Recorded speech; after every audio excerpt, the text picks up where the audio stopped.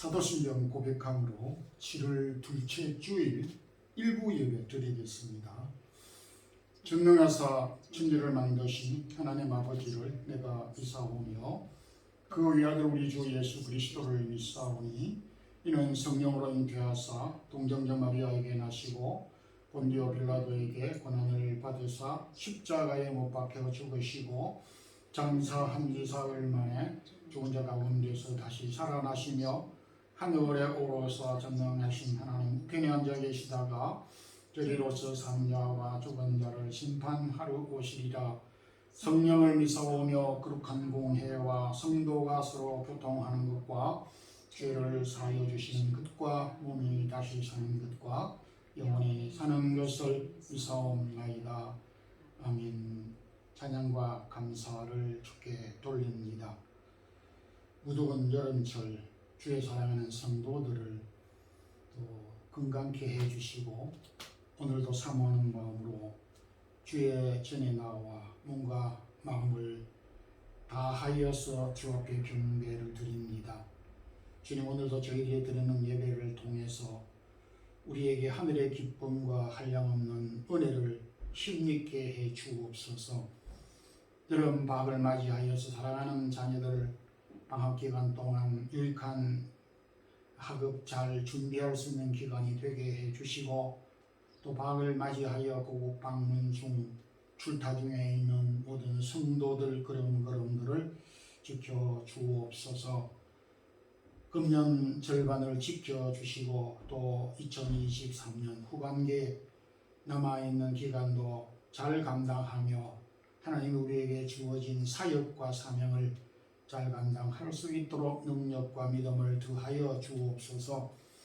특별히 우리 교회 기도 제목 가운데 부족한 중이 금년 또 연말을 기준으로 은퇴를 하게 되는 일을 남겨놓고 있으며 또한 새로운 후임자를 또 하나님께서 보내어 주시기를 사모하며 확신하고 있는 가운데 저희들이 준비하고 기도하고 있사오니 하나님께서 주의 몸된 교회를 더 잘 섬기고 사랑하고 사명감을 갖고 일할 수 있는 귀한 종을 보내어 주시고 또 성도들과 함께 마음을 합하여서 이 열악한 마드리드 이 스페인 땅 이베리아 지역에 하나님의 복음이 편만케 되는 귀한 사역을 잘 감당할 수 있기를 원합니다. 주님, 오늘도 1부 2부 예배와 또한 우리 영상으로 예배를 드리는 모든 성도들까지도 함께해 주시옵소서. 부족한 종에게도 능력을 더하여 주셔서 주의 말씀을 잘 증거할 수 있도록 은혜를 베풀어 주시옵소서. 예수 그리스도 이름으로 기도드리옵나이다. 아멘. 누가복음 14장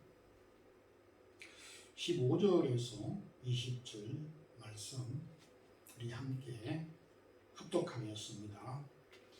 함께 먹는 사람 중의 하나가 이 말을 듣고 이르되 무릇 하나님의 나라에서 떡을 먹는 자는 복되도다 하니 이르시되 어떤 사람이 큰 잔치를 베풀고 많은 사람을 청하였더니 잔치할 시각에 그 청하였던 자들에게 종을 보내어 이르되 오소서 모든 것이 준비되었나이다 하매 다 일치하게 사양하여 한 사람은 이르되 나는 밭을 샀음에 아무래도 나가보아야 하겠으니 청컨대 나를 양해하도록 하라 하고 또 한 사람은 이르되 나는 소 5 샀음에 시험하러 가니 청컨대 나를 양해하도록 하라 하고 또 한 사람은 이르되 나는 장가 들었으니 그러므로 가지 못하겠노라 하는지라.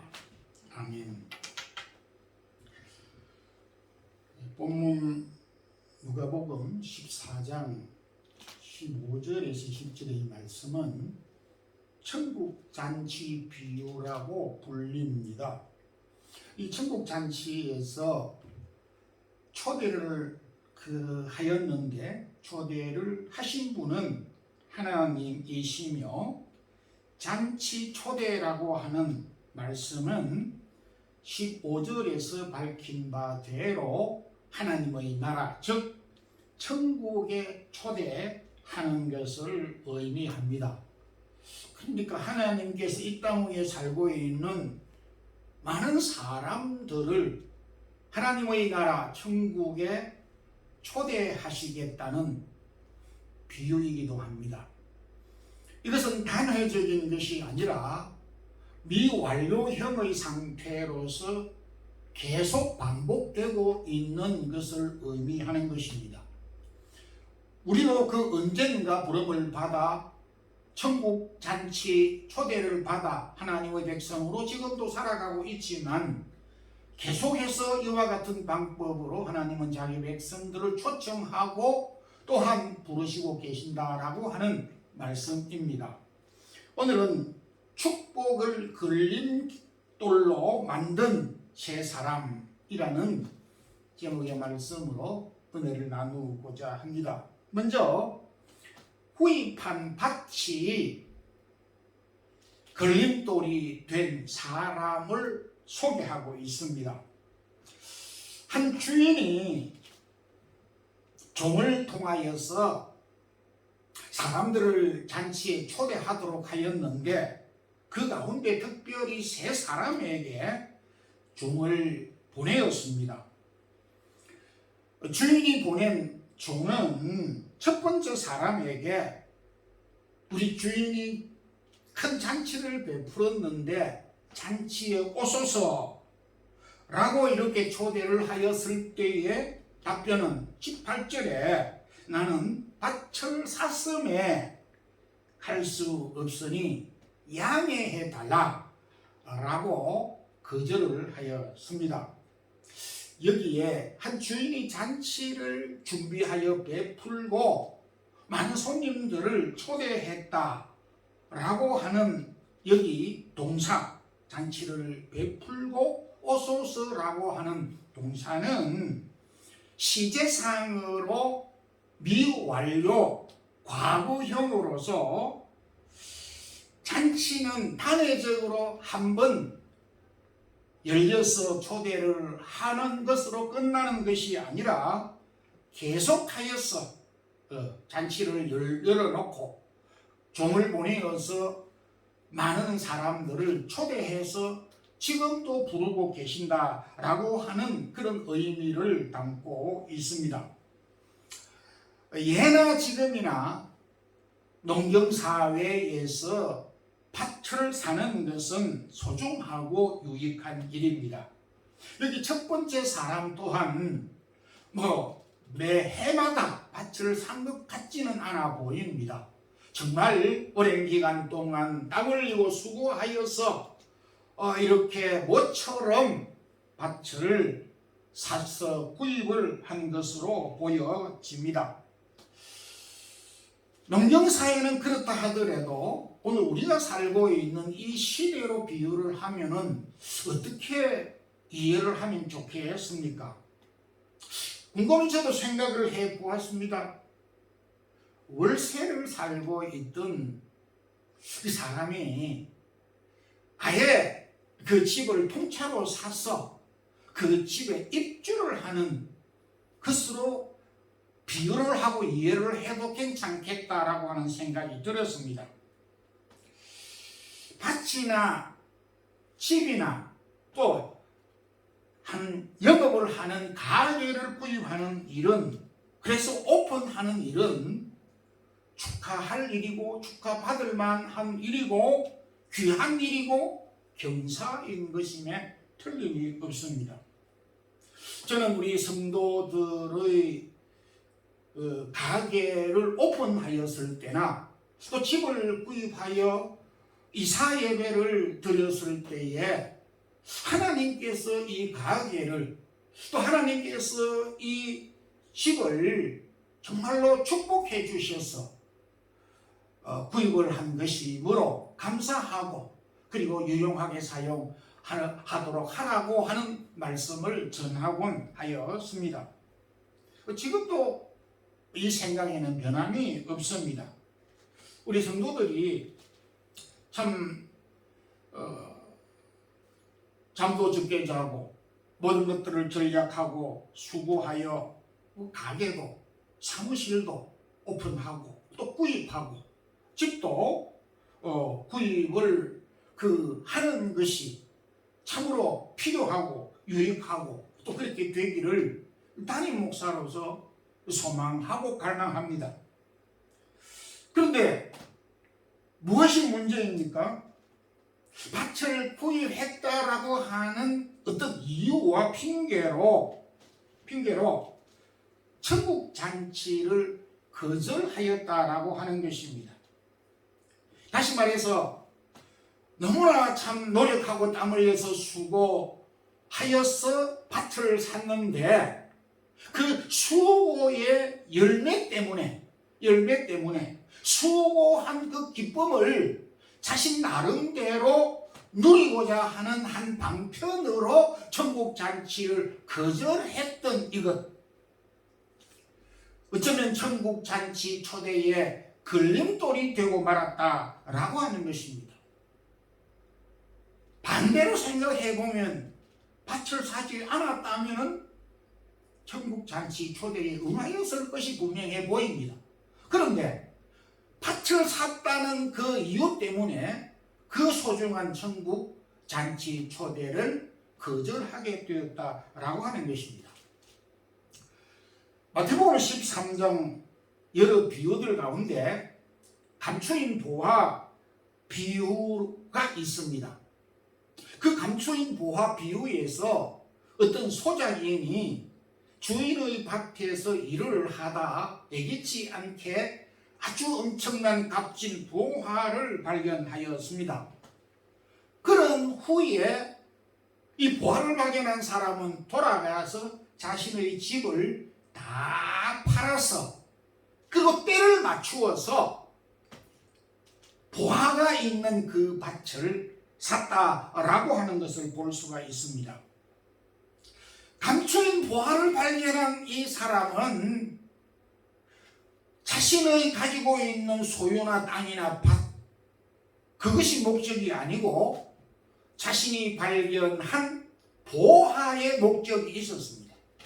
그런데 비해서 오늘 이 본문에 나오는 밭을 산 이 사람은 밭 자체가 목적이 되고 중요한 자신의 삶의 가치가 되었던 것입니다. 주님은 밭을 산 사람을 통해서 우리에게 무엇을 교훈해 주시고자 합니까? 밭을 산 이 사람은 밭을 산 그 이유 때문에 값진 보화를 버렸다. 보화보다는 이 밭을 선택했다라고 하는 것을 말해주고 있습니다. 고린도후서 4장 7절 우리가 이 보배를 질그릇에 가졌으니 라고 말씀을 하였습니다. 이 말씀은 우리에게 중요한 것은 질그릇이 아니라 질그릇 속에 담겨져 있는 보화라고 하는 것을 교훈해 주셨습니다.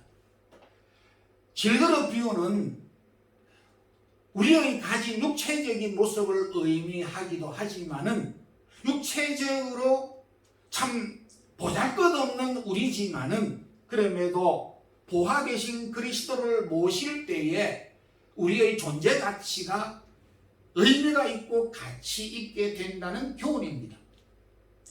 성도 여러분, 우리에게 중요한 것은 우리가 가지고 있는 우리의 몸 자체가 아닌 것입니다. 중요한 것은 질그릇과 같은 우리에게 보배 되신 예수 그리스도가 있고 소유하고 담겨지는 것이 더 중요한 것입니다.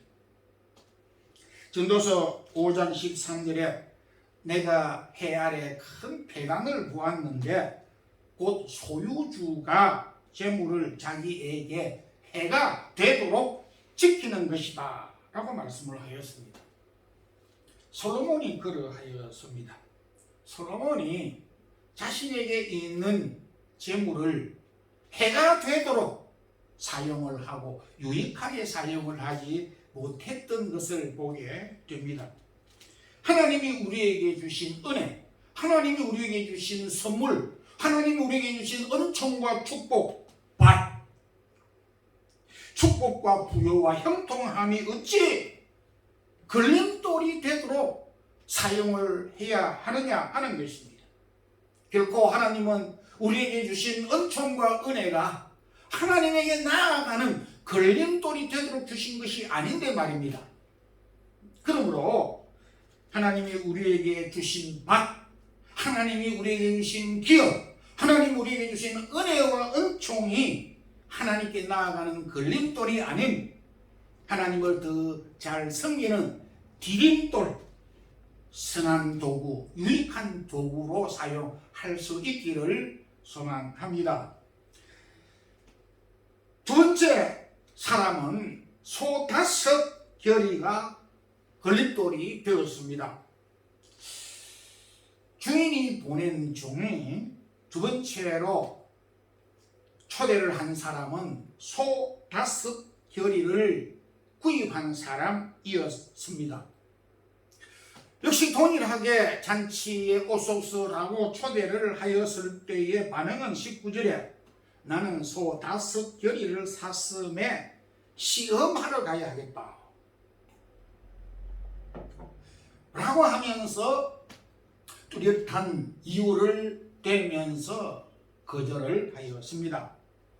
여기 결의라는 말은 무슨 뜻이냐 하니까 두 마리의 소가 이끄는 쟁기나 수레를 말하는 것으로 반대로 한 마리의 소가 끄는 수레나 쟁기를 홀이라고 하는 것입니다. 홀이는 한 마리의 낙이나 소가 끊는 멍에와 또 수레를 뜻하고 결의는 두 마리의 소가 수레나 또 혹은 밭을 가는 데 사용하는 도구를 말하는 것입니다. 그러니까 소 5결이라는 말은 무려 소가 5쌍이 되고 숫자로 하면 10마리가 된다는 뜻입니다. 아니 농경사회에서 농사를 짓는 사람이 저는 시골에서 어린 시절을 보냈지만은 한꺼번에 어떻게 소를 10마리를 구입을 할 수가 있는지 본 일이 없습니다. 빚을 내서 살 수 있을지는 모르겠지만은 정말로 놀라운 일이 아닐 수 없습니다.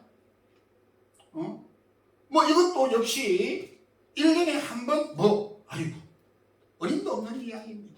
어쩌면은 일생일대에 단 한 번 할 수 있는 가능한 그런 대박 사건이라고도 말을 할 수가 있습니다. 자주 오는 일이 아니고 일생일대에 단 한 번도 있을까 말까 한 그런 기회가 주어졌습니다.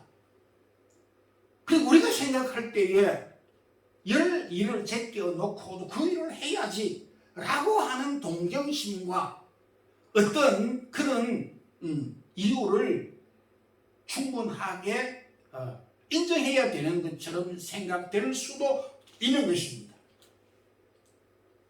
오늘날로 우리 성도들에게 현실적으로 비유를 한다면 그 한 사람이 소 5결의를 사서 시험을 해봐야 되겠다라고 하는 말은 무슨 뜻이겠습니까? 조금 도시 생활이나 또 큰 기업을 좀 크게 생각을 했을 때 큰 공장을 참 지었는데 공장을 가동해서 시운전을 하는 것이겠다.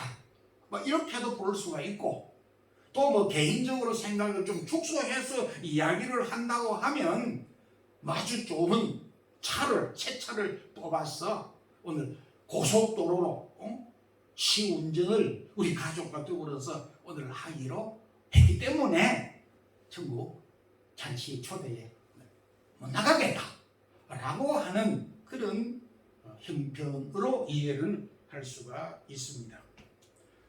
농경사회에 있어서 소를 구입하는 것만큼 소중한 것이 없고 오늘 현실적으로 우리 성도들이 우리 개인적으로 사업을 해서 공장을 이렇게 가동하고 시험하고 자동차를 사서 시운전을 하고 하는 것 참으로 소중하고 가치 있는 일입니다.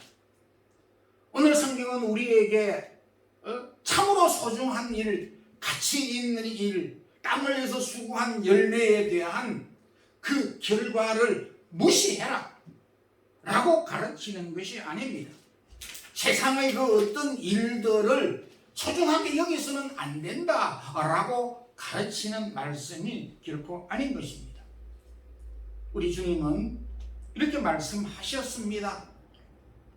누가복음 9장 62절에 손에 쟁기를 잡고 뒤를 돌아보는 자는 하나님의 나라에 합당하지 아니하니라. 농부에게 해당되는 이야기입니다.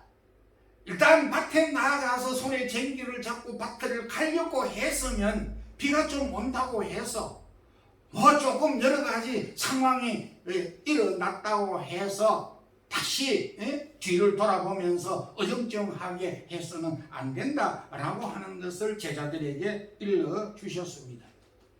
성도 여러분, 이미 저와 여러분은 주님의 제자가 되었습니다. 주님의 부름을 받은 자들입니다. 그래서 하나님의 자녀가 되었습니다. 하나님의 백성으로 이 땅 위에 살아가고 있습니다. 그런데 왜 우리가 자꾸 지난 과거를 뒤돌아보고 지난 과거의 향수에 젖어서 하나님이 우리에게 지금 우리에게 주어진 사역과 사명에 대해서 자꾸 헷갈리게 생각을 하고 멈칫거리고 우물대느냐 하는 것입니다. 사람은 뒤를 돌아보는 그런 습관이 종종 있기도 합니다. 오늘날 형편이 어려우면 지난 성공했던 그런 시절이 추억이 나고 향수로 작용이 되는 수가 있습니다. 과거의 향수가 오늘을 용기 있게 자극제가 될 수도 있지만은 과거 지향적이 될 때는 앞을 나가지 못합니다. 과거에 집착하면 현실을 바르게 파악하고 현실을 바르게 인정하지 못하는 경향이 있을 수가 있습니다. 롯의 아내가 왜 뒤를 돌아다 보았습니까? 소돔 고모라의 그 문화, 그 부요함, 물질적인 부요, 풍요, 그것이 롯의 아내로 하여금 뒤를 돌아다 보게 하였습니다. 또한 우리가 지난날 잘했던 것뿐만 아니라 잘못했던 것에 그 사로잡혀서 얽매여서 전진을 하지 못하는 경향이 있습니다. 슬프고도 어두웠던 암울하고 고통스러웠던 과거로부터 우리가 벗어나야 하는데 거기에 벗어나지 못하고 계속 우리의 자신을 학대하고 과소평가하고 그렇게 과거에 얽매여져 버리는 경우가 있습니다. 마귀는 오늘도 우리를 향하여 끊임없이 너는 안 돼. 너는 그때도 이 경우도 저 경우도 실패를 했고 너는 할 수 있는 게 없어. 우리에게 이렇게 자꾸 우리의 마음을 흔들어 놓는 경우가 있습니다. 우리 그리스도인들에게 참 축복은 뭐냐 하니까 아무리 지난 과거가 어둡고 아프고 실패로 이렇게 점철됐다 하더라도 새롭게 시작할 수 있다는 것입니다. 새롭게 우리가 출발할 수 있는 것이 그 누구에게보다 장점인 것입니다. 성도 여러분, 과거 우리가 잘못한 일이 있으면 또 우리가 부끄러운 일이 있으면 그것을 우리가 정리하면 되는 것입니다. 그것을 우리는 회개라 말하는 것입니다. 에스겔 18장 22절에도 그 범죄한 것이 하나도 기억함이 되지 아니하리라. 신앙생활에서 중요한 것은 예수 그리스도께서 나의 모든 허물과 약함과 죄를 씻어주셨고 또한 죄를 용서해 주셨다라고 하는 확신과 믿음인 것입니다. 이것이 바로 복음인 것입니다. 복음은 우리를 새롭게 하고 복음은 우리 현실을 비록 아프다 할지라도 그 아픔을 극복할 수 있는 확신을 우리에게 주셨습니다. 천국을 소유한 자들, 내가 과거에 사랑했던, 내가 붙잡고 의지했던 이런저러한 것을 포기할 수 있어야 되고 손을 놓을 수 있어야 한다라고 하는 것입니다. 이 부름을 받아 주님의 제자가 된 저와 여러분이 지난 과거의 집착과 잘된 것과 못된 것들에 사로잡혀서 지난 과거를 붙잡고 지난 과거에 좋아하고 사랑하고 좋아했던 거기에 마음이 심취해서 하나님이 우리에게 주신 사명을 우리가 감당하지 못한다는 것은 우리 그리스도인으로서 제자로서 해야 되는 태도가 아닌 것입니다. 여러분, 이 세상에 그 어떤 것이 가치 있다 하더라도, 이 세상에 그 소중한 것이 그 무엇이라 하더라도 천국을 포기할 만큼 이 세상에 소중한 것은 없습니다. 천국을 포기할 만큼 이 세상에 우리의 마음을 빼앗아가고 사랑하고 그것을 취할 만큼 가치가 있는 것은 없다, 이런 것입니다. 우리가 살아가게 되면서 참으로 주님을 섬기고 따르다가 세상과 여러 가지 유혹들을 받기가 쉽습니다. 그렇지만은 그 유혹을 극복해야 되고 뿌리쳐야 되고 주님의 제자로서 우리가 걸어가는 이 천국을 향하여 걸어가는 우리의 모습이 뒤돌아봐서는 안 된다라고 하는 것입니다. 세상의 유혹으로 천국을 향하여 가는 우리의 그런 유혹 같지 않기를 소망합니다.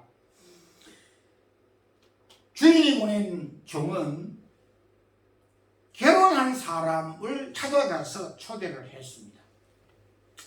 구약 율법을 보면 참 결혼이라고 하는 것에 대하여 굉장한 의미를 부여하고 있습니다.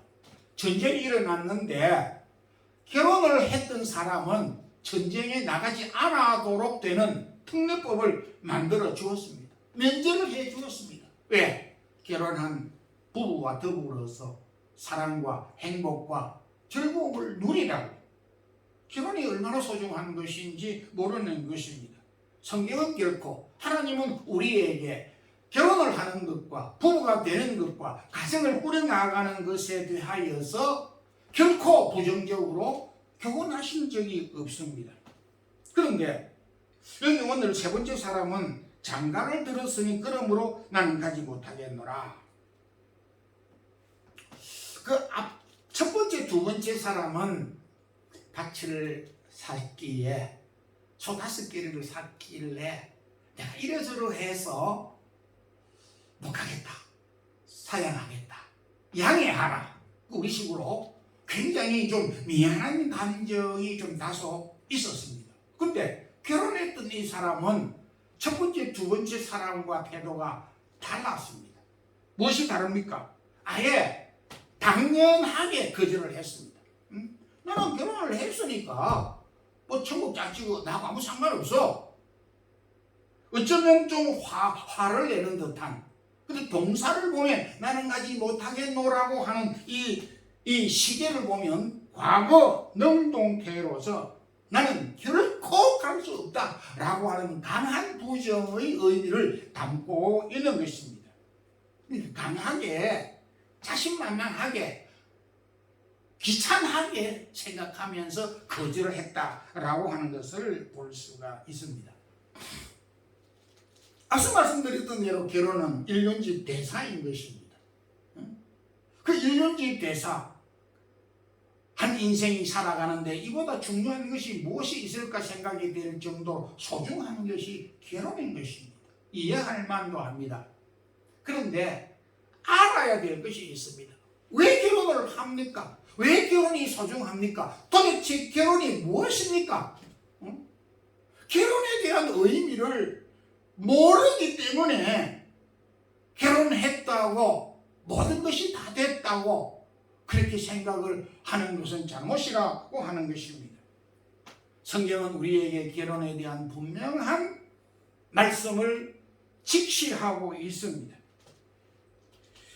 마태복음 19장 6절에 하나님이 짝지어 주신 것을 누가 감히 나누지 못할지니라 이렇게 했습니다. 결혼의 주체는 남자와 여자, 부부가 결혼의 주체가 아닙니다. 요즘에 뭐 젊은이들이 두 사람이 뭐 결혼도 하고 막 그렇게 호들갑을 떠는데 이건 호도를 해도 너무나 이거 잘 모르는 일입니다. 결혼의 주체자는 사람이 아니고 하나님입니다. 하나님이 결혼을 허락하셨고 만드셨고 아이디어를 내셨습니다. 결혼의 아이디어는 사람이 아닙니다. 하나님의 아이디어입니다. 그러니까 결혼을 결혼답게 결혼을 인류의 대사로 소중하게 생각하기 위해서는 결혼이 되기 위해서는 하나님의 의도를 알아야 되고 하나님의 뜻을 따라서 결혼을 해야 한다라고 하는 것을 찾아볼 수가 있습니다. 하나님의 의도에 따라서 결혼이 이루어져야 하는 것은 너무나 당연한 일입니다. 결혼은 하나님의 선물입니다. 잠언 18장 22절에 아내를 얻는 자는 복을 얻고 여호와께 은총을 받은 자니라. 결혼은 하나님의 선물인 것입니다.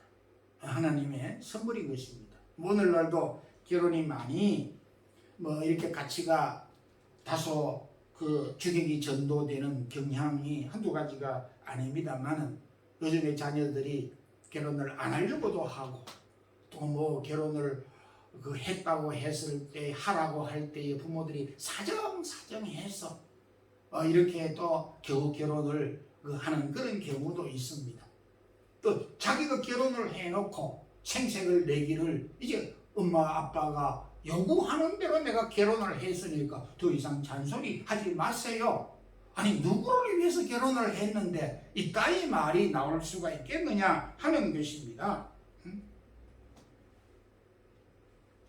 결혼은 하나님이 우리에게 주신 최고의 축복과 은총으로 내리신 선물인 것입니다.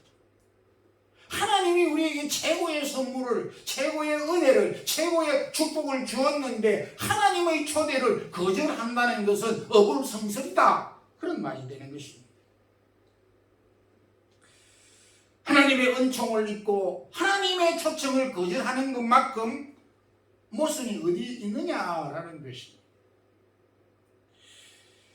결혼은 결코 하나님 앞에 우리가 나아가는데 걸림돌이 되도록 하나님이 우리에게 허락하신 제도가 아니다라는 것입니다. 여러분, 결혼 생활이 어렵지요? 부부가 마음 맞추기가 쉽지 않지요? 그렇습니다. 여러 가지 이유가 있습니다. 무슨 성격 차이로 신앙의 차이, 또 혹은 신분의 차이, 한두 가지가 아닙니다. 그러나 우리가 결혼이 삐끄덕하고 결혼 생활이 어려운 것은 여러 이유가 있지만 하나님이 우리에게 결혼을 허락한 하나님의 의도를 바르게 알지 못하고 그 의도대로 행하지 못하기 때문에 그러한 것입니다. 세상에 같이 살다가 다투기도 하고 또 어떤 틀린 부분도 있지만은 오늘날처럼 이렇게 만신차이가 된 결혼의 형편들을 볼 때에 참 얼마나 많은 사람들이 제 마음대로 결혼 생활을 하고 하나님이 의미하고 의도한 결혼과 동떨어져 있는가를 파악할 수 있는 사례라고 볼 수가 있습니다. 결혼의 바탕이 참 가면 갈수록 많은 것은 하나님과 관계없는 결혼, 하나님과 관계없는 결혼 생활이기 때문에 그러하다 밖에는 말할 수가 더 있겠느냐라고 하는 것입니다. 결론적으로 말씀을 맺겠습니다. 하나님은 지금도 세상에 살고 있는 많은 사람들에게 끊임없이 쉼 없이 천국 잔치에 초대를 하고 부르시고 계십니다. 그럼에도 오늘 많은 사람들은 여기 세 사람과 같이 이러저러한 핑계와 이유를 대면서 거절하는 것입니다. 다행히 저와 여러분은 그럼에도 하나님의 부르심에 응답하여서 여기까지 왔습니다. 그래서 하나님의 자녀가 되고 주님을 섬기는 주님의 제자로 살아가고 있습니다. 이보다 감사할 일이 어디에 있겠습니까? 그런데 이렇게 우리를 불러주셔서 우리가 주님의 제자로서 살아가고 있는데 세상의 어떤 유혹 때문에 하나님이 우리에게 주신 이 축복과 은총, 이와 같은 것들이 오히려 걸림돌이 되고 거기에 유혹받고 욕심으로 인하여서 천국을 향하던 우리의 걸음이 샛길로 새뿌리는 경우가 없어야 하겠다라고 하는 것입니다. 하나님이 우리에게 주신 은총이 수를 헤아릴 수 없을 만큼 많습니다. 오늘날 많은 사람들은 직장생활 한다고, 돈 벌인다고, 사업을 한다고, 기업 때문에, 뭐 자식 때문에, 누구 때문에, 즐기는 것 때문에, 세상 즐거움 때문에, 친구 때문에 하나님을 등지고 세상의 길로 나아가는 당자와 같은 사람들이 얼마나 많은가라고 하는 것입니다. 어려울 때, 병들 때, 약할 때 하나님을 찾고 하나님을 부르짖고 하나님께 더 가깝게 나아갔던 사람이 부유하고 형통하고 잘되고 은혜를 더 많이 받을 때 하나님을 등지고 세상길로 향하는 이런 일들이 있어야 되겠느냐 하는 것입니다. 왜 하나님이 주신 축복이 하나님을 향하는 길에 걸림돌이 되도록 사용하고 있느냐 이겁니다. 이것이 오늘 현실 아니겠느냐라고 하는 것입니다. 오늘 주님께서 이 비유를 하신 내용을 통해서 우리에게 주시는 메시지가 많습니다. 그럼에도 하나님이 저와 여러분에게 주신 크고 작은 소중한 은혜와 은총과 축복, 여러 가지 기업들이 하나님에게 나아가는 것이 걸림돌이 되지 않아야 되고, 그것으로 인하여서 더 우리가 하나님을 잘 섬기고 성도로서의 자세, 제자로서의 자세를 갖추어야 한다라고 하는 것을 교훈해 주셨습니다. 바라기는 하나님이 우리에게 주신 직장과 사업과 가정과 자녀, 재능과 달란트, 이런 것들이 결코 하나님에게 나아가고 하나님을 섬기는 일에 걸림돌이 아닌 디딤돌이 되어서 오히려 하나님을 더 잘 섬기는 그런 선한 도구로 사용할 수 있는 우리 모든 성도들이 되기를 주님의 이름으로 축원합니다. 기도드리겠습니다. 주님 감사합니다. 오늘도 귀한 성일 저희들이 주께서 허락한 말씀을 함께 묵상하였습니다. 주님 바라옵기는 이 세상 오늘도 끊임없이 하나님이 많은 사람들을 부르시고 초청하고 있지만은 여러 가지 핑계로 세상의 길로 가고 있는 자들을 보게 됩니다. 그런 가운데 부족한 저희들을 불러주셨고 또 주님의 제자로 천국 백성으로 삼아 주셔서 주님으로 향하여 걸어갈 수 있도록 도와주신 것 감사합니다. 혹여 저희들이 세상의 유혹으로 인하여서 천성길을 향하여 가던 이 길을 우리가 샛길로 이렇게 새버리지 않게 해 주시고 묵묵하게 천성길을 향하여서 달려가는, 그래서 우리에게 주어진 사역, 사명을 잘 감당하는 우리 성도들 되게 하여 주옵소서. 오늘도 우리의 몸과 마음과 귀한 예물을 주 앞에 드렸습니다. 드린 손길들을 축복해 주시옵소서. 더운 날씨 가운데 있는 모든 성도들 건강 잃지 않도록 강건하게 해 주옵소서. 주 예수 그리스도의 크신 은혜와 하나님 우리 아버지의 무한하신 사랑과 성령의 교통하심이 하나님이 우리에게 주신 은혜와 은총과 축복과 달란트들을 값지게 유용하게 유익하게 선한 도구로 사용하기로 힘쓰는 주의 사랑하는 모든 성도들과 가정과 우리 자녀들을 위해 이제부터 영원토록 함께 있을지어다. 아멘.